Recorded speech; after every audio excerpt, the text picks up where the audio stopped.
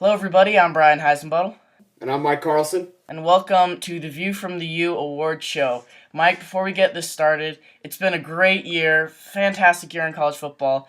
There are a bunch of things we take away from it. The first thing I want to talk about is that my Auburn Tigers are no longer hopeless. They came back from an 0-8 SEC year to go to the national championship, and it's just what a fantastic year it's been. Mike. Yeah, Brian, you're talking about an Auburn Tigers team that they've been the team of destiny. A team every year. I mean, they say you got to be lucky to get into a BCS bowl game, and not only has Auburn gotten lucky once with Prayer Jordan Hare Part One, but they got lucky again with the Prayer Jordan Hare the sequel. And they've played great football, Brian. I give all the props in the world to Mr. Malzahn out there. He's really turned the program around. And they're dangerous right now. I mean, going into this BCS championship game. Yeah, Malzahn is among many names of these coaches that have really turned their teams around. Teams that, while they are big names, they weren't really playing up to that big name level. And Mike, speaking of big names, I believe there was a certain Mr. Orgeron who made a stand this year. Yeah, Brian, in a surprising move that really surprised me. Coach O left USC. As soon as Steve Sarkisian was hired, and I understand the move. I understand the decision. If you go in there and you kind of bring this program, back from the ashes like he did, you expect to maybe get a closer look or to be the first guy to get the job, be the leader in the clubhouse, so to speak. But he wasn't, and Sarkisian. A lot of people are going to see him probably as the right signing. He's great for recruiting. What he did up at Washington, was just tremendous. But in a surprising move, Coach O is going to leave USC, and now they're on their third coach this year. You had Lane Kiffin, Coach O, and then I can't name coach number 3. I heard his name today, but there's been a lot of turmoil there, and hopefully Sarkisian can right the ship next year.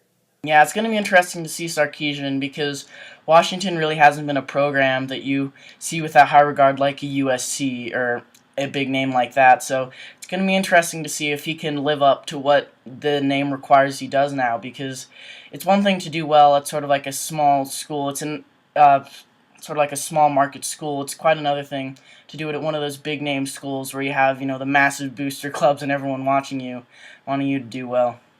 Yeah, it'll be intriguing to see what Sarkisian does. He definitely has all the resources in the world right there. You talked about that huge booster club and all those alumni out there. He's gonna have everything in his disposal. So I think USC they're going in the right direction. I think heading into next year. Yeah, and Mike, 3 teams that really, they didn't have great seasons this year, but we have to talk about them: Kansas, Colorado, and Illinois. These 3 teams broke their massive losing streaks that would just come up on scoreboards. Of course, Kansas with a win against West Virginia, Colorado with a win against Cal, and then Illinois with a win against Purdue. Purdue now taking that place as the worst team in the Big Ten. But I wouldn't say these programs are turning around, but it is good for them just to see them get over the hump. Because when you look at Kansas and you see like 38 straight conference losses, that's just a point where you just feel bad for them. It doesn't matter if you're a K-State fan. I mean, Yeah, it's good. You bring up a great point. Getting over the hump is the toughest part. Right, kind of, ending those losing streaks and getting over the hump. Like you said, it's a step in the right direction, and it's good that you got over the hump. But you still got another huge mountain to climb if you're those 3 programs, and you still got a ways to go. From competing. But the fact that you stopped that vicious cycle, I think it speaks a ton. And these programs down the line, maybe 10 years could be some powerhouses. I think. yeah, and these are really big names that pretty much our generation hasn't really heard of them being sort of those big names that we're going to Rose Bowls, national championships, Cotton Bowls, anything like that. And hopefully we're going to see them on the incline, because I would love to see a year where Kansas makes a run for the Big 12 championship, and Colorado makes a run for the Pac-12 championship. But as of now, we're just seeing them. They've hit their low point, so hopefully they'll be on the incline. Yeah, nowhere to go but up, I guess, as the old saying goes. Yeah. So, Mike, of course, we're here to give out some final awards. Would you mind listing off the first award that we'll be giving today? The first award, Brian, and our first annual View from the U Awards. Glad to see you dressed formally. First and foremost, dressed for the occasion. I myself am not exactly dressed for the occasion. but we're going to say it was a casual formal wear today. So our first category is going to be the first half team of the year. Now, Brian, the first half team of the year is the team of the year that played well in the first half. If the BCS championship was, in November, these guys would probably be in it. But, unfortunately, near the end of the season, they fizzled out. So, Brian, why don't you give us your winner? All right, my winner of the first half team of the year is the Texas Tech Red Raiders. Mike, this team, it was just sad to watch this team. You see a team that climbed. I think their highest point was 10th in the BCS standings. They started 7-0, and then they lost to Oklahoma State, and then proceeded to go out the season losing 5 straight. And now they're not in the rankings. They weren't anywhere near Big 12 champions, sort of in that area, and I mean, it was just, and these are the teams you just feel bad to see because you think Texas Tech's such a small market team, sort of smaller program dwarfed by that bigger University of Texas squad, and you love to see them do really well and just to see them fall apart, even if you don't like them, it just sort of tugs at the heart. Yes, Brian, and my winner for my first half team of the year, I really hate to do this to you, being a Northwestern fan and all, but I'm going to have to give it to the Northwestern Wildcats. Brian, they were looking so promising at the beginning of the year, but after Ohio State, it was all downhill. Yeah, I think the 3 words you said most on the show were Ohio State hangover. That's pretty much what defined this Northwestern team's season, and I mean it was interesting because they pretty much lost their whole run game. They're sort of like a Georgia story, where they just were hit by injuries so hard, and they had a couple big games go against them. They lost a game in every way imaginable. From the last second field goal versus Michigan to the Hail Mary versus Nebraska. So, I mean, it's unfortunate, but Mike, you're definitely right. This is a team that started undefeated and then had a bad loss and just went downhill from there. Yeah, okay, Brian, give us our second award category. All right, our second category, not to be confused with the first half team of the year, it is the second half team of the year. Mike, this is a team that sort of got off to a slow start, but just finished on fire and really did well to close the season. So, Mike, present your winner. My winner for the first half team of the year, Brian, I got to give it to my Baylor Bears. First half of the season, they were under the radar. People are like, we don't know if these guys are legit. We won't know. We really don't know a lot. I mean, about this Baylor team. They were under the radar. I talked about it earlier. Kind of in a small market. Second half of the year, Brian, they took off. Bryce Petty got scorching hot. You might point out, well, they lost to Oklahoma State, and that's a loss. And if you compare their first half record with their second half record, you're going to see a loss on Baylor. But this is a Baylor team that rallied after that loss, won the Big 12. They're in a BCS Bowl right now, Brian, and these guys are on fire, scorching hot. And they're going to be a mess in the Fiesta Bowl. I mean, if you're an opposing defense, you got to watch out. Yeah, and you really do like to see teams like that because you start the season closed minded. It's like, all right, we have Alabama, we have Ohio State, we have Oregon. It's going to be those teams fighting for it, and the early parts of the season go along, and it sort of reassures that. And then you love to see those teams you just come roaring back, and Baylor definitely was that team, just getting it done against those big teams like Oklahoma and Texas. Okay, Brian, give us your second half of the year. All right, my second half team of the year is the Duke Blue Devils. Now, Mike, if you look at their game by game, it may not seem like that, but Mike, these guys were definitely such a second half team. The reason they sort of got lucky at the beginning of the year because I think they played 2 or 3 FCS teams, small conference teams that they could get away with, and they had 2 conference losses to Georgia Tech and Pitt. But these guys, they just really turned it around. I mean, Mike, you've seen it. You saw how they just beat up on Miami, beat up on Virginia Tech. These, big programs. And I'm really happy for them how they've turned out this season, especially, again, you love to see those small teams do well. Everyone likes an underdog. Yeah, and I mean, Brian, we talked about them. I mean, first half of the show, Duke was non-existent. Our first couple shows. But near the end of the season, Duke was all we could talk about. This was a team that, had been playing great football, was scorching hot, and, they're going to go into a really nice bowl game going here. And if I'm a student at Duke, I'm really happy because you got basketball going right now with Jabari Parker. He's on fire. And you got a really good Duke football team. I mean, the future, if you're a Blue Devil, is really bright. Yeah. So, Mike, moving on, our next award we call the Diamond in the Rough Award. Now, this award goes to a player who was really exceptional playing on a team that was pretty much the opposite. I mean, we see it a lot, and we've seen it this year. Mike, who's your winner? You know, Brian, I'm going to give a little shout out to our neighbors to the north. We are located in Colorado, and I got to give a shout out to Brett Smith down at Wyoming. Brian, Wyoming, I'm going to be honest with you, doesn't get a lot of pub, in the national spotlight. They're a very small market team. They really, they aren't super successful every year. They aren't, in the running every year. They aren't in the BCS top 25 any year, I think. And, Brett Smith has played amazingly well. I mean, you want to talk about a guy who's thrown 29 touchdowns, 11 interceptions, which, is as many touchdowns as Taj Boyd had this year. Believe it or not, Taj Boyd threw for 29 touchdowns and maybe 3 less interceptions, but, that really doesn't matter, as far as the season goes. Has thrown for over 3,300 yards and has a 62% completion percentage. Brian, this guy's a true diamond in the rough, and he was a great leader for this Cowboy attack. Yeah, and it's really cool to see all these small conference teams, because if you go into, the statistics leaders, I mean, of course, you started off with, your Manziels and, James Winston, and then you see all the small conference opponents like Fales at San Jose State, and, these are these guys who are playing really well for these small conference teams who really don't get noticed. I mean, the only time that I really turned an eye to Wyoming is when they were sort of holding it together against Fresno State before they fell apart. But yeah, this guy, the numbers really speak for themselves. He was just such an exceptional player. Okay, Brian, give us your winner.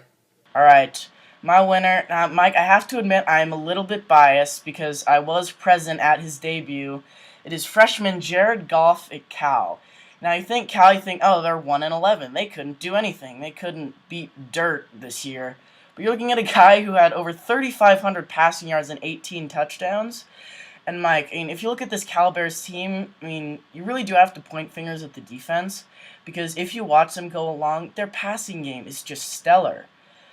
And there's really no other way to put it. I was so impressed seeing this young freshman, especially in his debut where he's throwing 60-yard bombs left and right. So I was really impressed with how this guy turned out. And if the Cal Bears can sort of figure out their defense, I do think that they'll be quite an upset team in the Pac-12 North for years to come.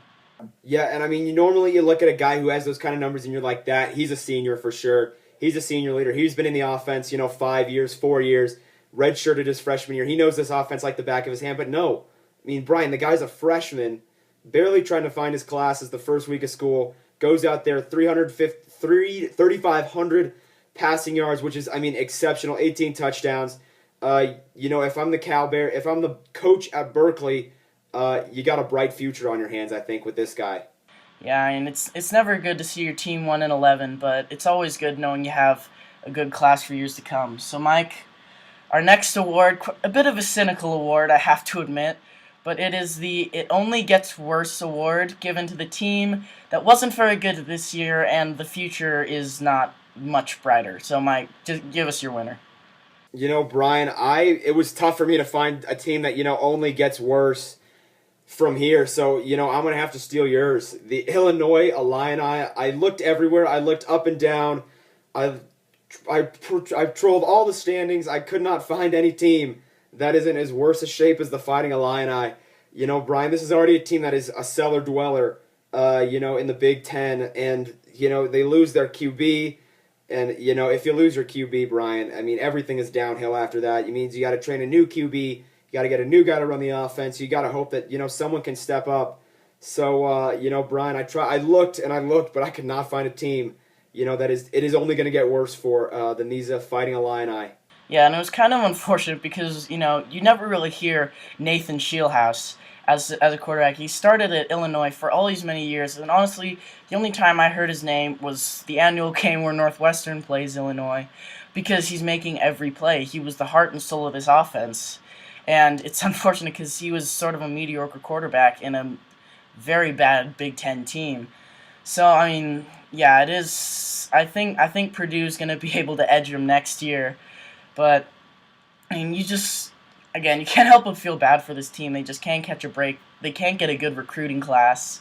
and they're sort of dropping off the map as sort of like even a decent Big Ten team. Yeah, and I mean, like I said, when you lose the quarterback, you lose a leader out on the field, and it takes a while to regain some of that leadership back.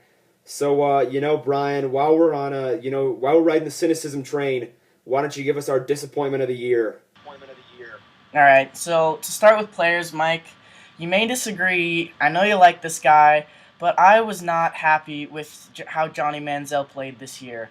I mean, his numbers may have been good, but honestly, if you look at how he finished the season with all those losses, and the way I see him is he wasn't really the Johnny football we've seen in the past. Because, you think Johnny Manziel, you think the guy, who makes plays, who does all this just out-of-the-world stuff. And while you did see it at the beginning of the year, I mean, that loss to Alabama, yeah, okay, you lost. He couldn't finish it against Auburn, sort of knocked him a peg lower, and after that happened, A&M as a whole just sort of dropped off the map. And while you still had Johnny Manziel there, he just couldn't finish out the season. He couldn't play like Johnny football all games of the season. So I was just disappointed by that. I mean, by no means am I calling him a bad player. He's still an amazing football player. I just think, compared to last year and all the hype surrounding him, he just didn't finish the season, and that was rather disappointing.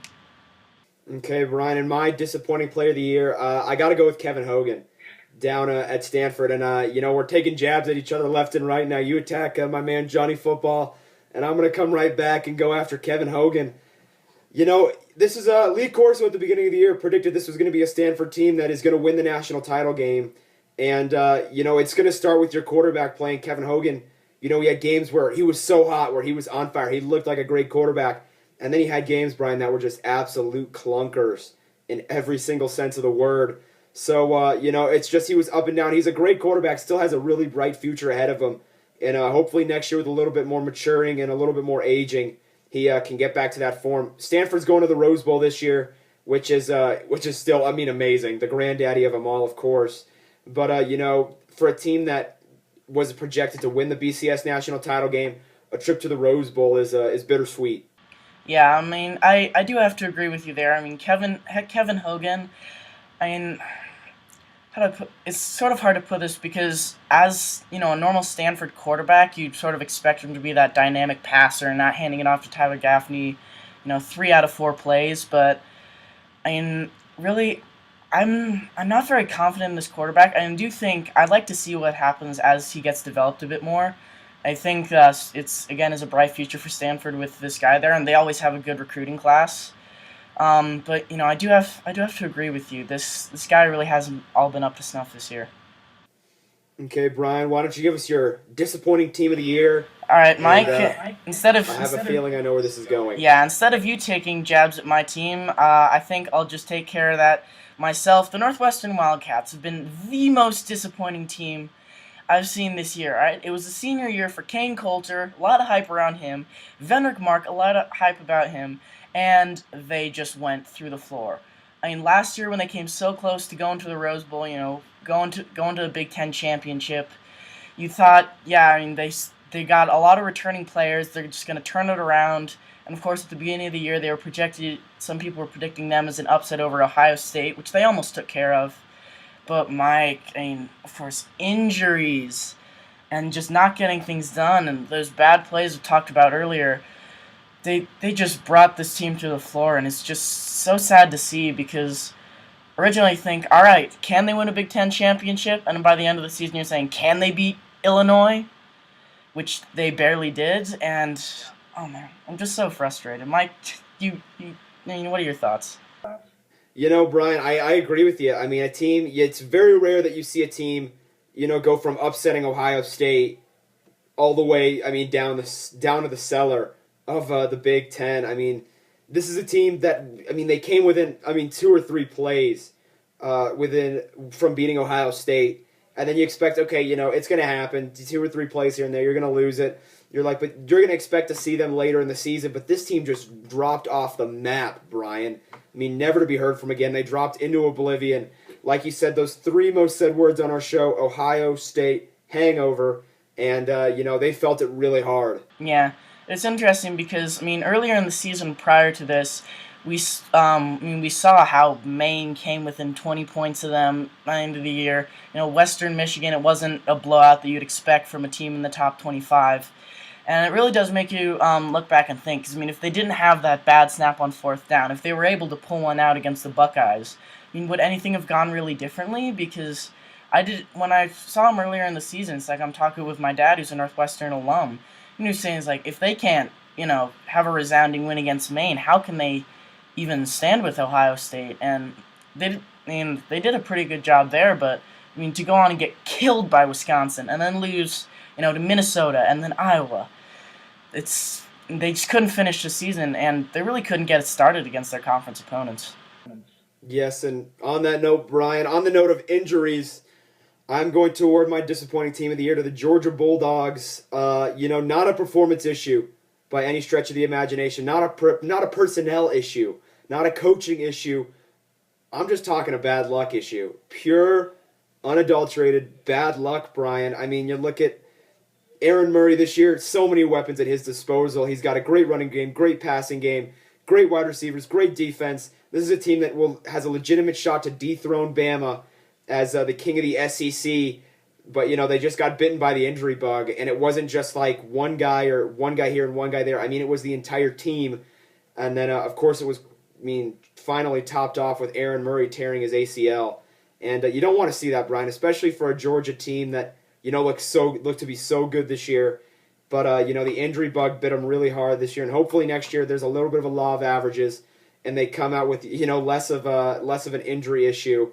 And, I really want to see Aaron Murray in the NFL, too, most of all. I'm a huge fan of quarterbacks. Murray's a great quarterback. And, I just hope this guy gets better for the draft come March. Yeah, and you really don't like to see a team that, can go in and beat LSU, and then a few weeks later you lose to Vanderbilt. That's really sort of a wide range. And, yeah, they got off on the wrong foot against Clemson. But, they came back against South Carolina.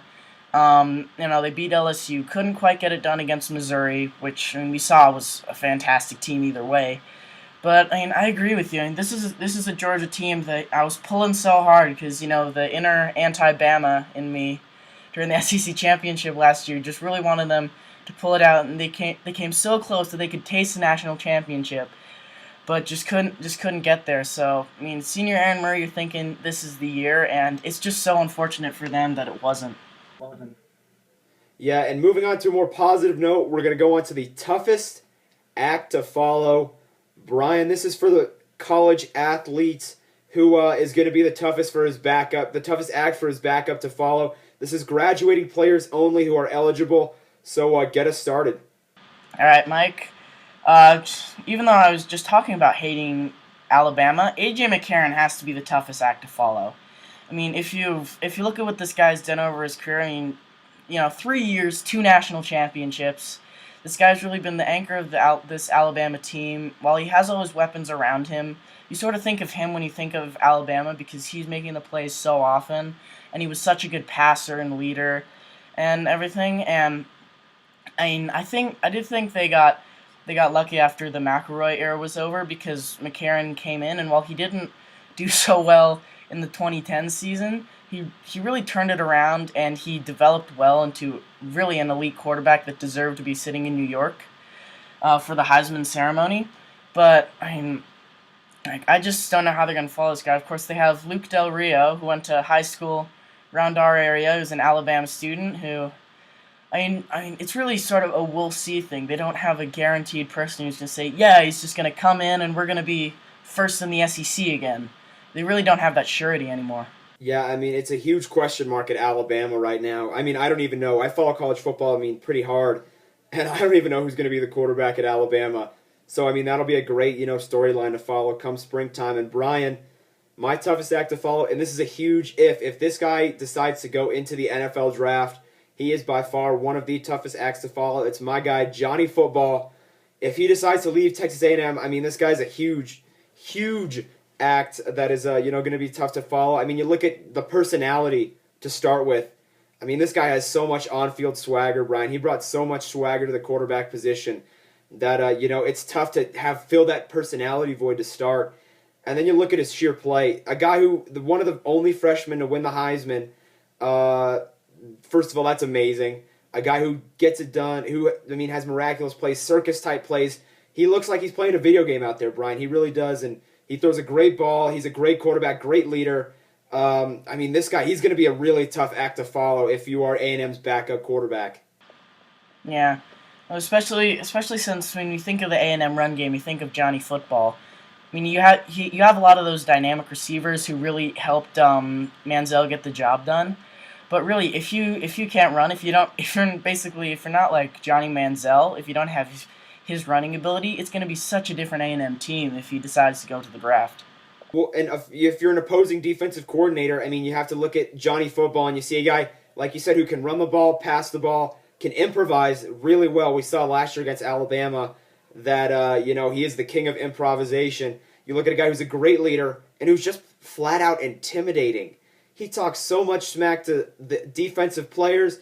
He gets in the other teams. He gets in the other defense's head. I mean, Brian, this guy, he does it all on the field. And now if Texas A&M, I think, is going to become increasingly one-dimensional, and they're going to have to kind of tweak that playbook a little bit. If they're a sans Johnny Manziel.